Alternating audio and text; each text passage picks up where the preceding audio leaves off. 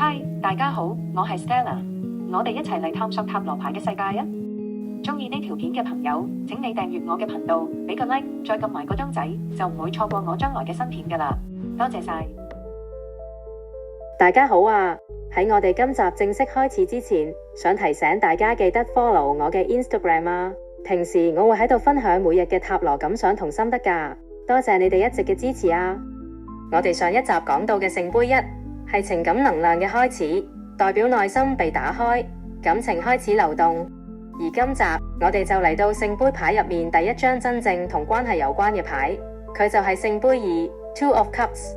如果話聖杯一係我感受到愛，咁聖杯二就係我同另一個人產生連結。呢張牌代表嘅唔單止係愛情，仲包括互相理解、情感交流、信任同心靈上嘅共鳴。佢講緊嘅係兩股能量願意互相靠近、互相接納。好，今集我哋就一齊深入睇下呢張充滿連結同交流能量嘅牌，究竟想帶俾我哋啲咩信息？喺呢張牌度，你又睇到啲咩呢？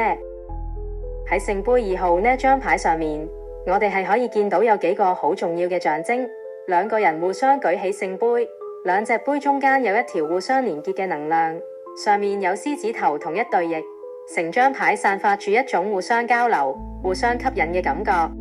首先，我哋睇下呢兩個人，佢哋互相望住對方，仲舉起聖杯，好似一場交換情感、交換心意嘅儀式感。呢個動作象徵住兩個人之間開始建立真正嘅連結，唔一定只係愛情，亦都可以係友情、合作關係、靈魂上嘅共鳴。然後我哋睇下中間呢兩隻聖杯，聖杯代表情感，而兩隻杯互相對向就代表雙方願意交流、願意理解彼此，唔再係單方面付出，而係一種你有回應我，我又感受到你嘅互動。至於上面嗰個獅子頭同對翼，其實係象徵住熱情、吸引力同埋一種強烈嘅能量交流。有時候你會突然遇到一個人，明明識咗唔係好耐，但好似特別容易傾得埋，特別有默契。而聖杯二號就係有呢一種連結感嘅牌。聖杯二號一般係代表住關係嘅建立、情感交流、互相吸引。佢係兩個人開始真正 connect 到嘅象徵嚟㗎，通常代表住戀愛開始、曖昧升溫、關係修復、合作順利、友情加深，甚至係你終於遇到一個真正理解你嘅人。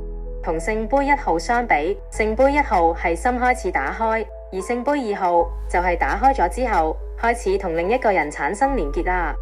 呢張牌嘅信息好簡單，真正好嘅關係唔係一個人死撐，而係兩個人願意互相接住對方。好，跟住呢，等我俾個簡單嘅例子大家啦。如果占卜嗰陣時見到聖杯嘅二號牌，可以點樣解讀呢？一個最簡單嘅塔羅陣係會抽三張牌，分別代表住過去、現在同未來㗎。如果聖杯嘅二號喺過去嗰個位置嗰度嘅話，之前你曾經同某個人有過一段好深嘅連結，可能係感情、友情，又或者一段彼此好理解、好有默契嘅關係。嗰陣你哋之間係真係有交流、有回應，你付出嘅情感，對方亦都有接收到。曾經有人同你真心對過真心啊！如果聖杯嘅二號喺現在嗰個位置嗰度嘅話，而家你同某個人之間喺度慢慢建立緊一種特別嘅連結，可能大家開始越嚟越理解對方，又或者感情喺度慢慢升溫。呢張牌代表住雙向，唔再係得你一個人努力，而係彼此都願意行近一步。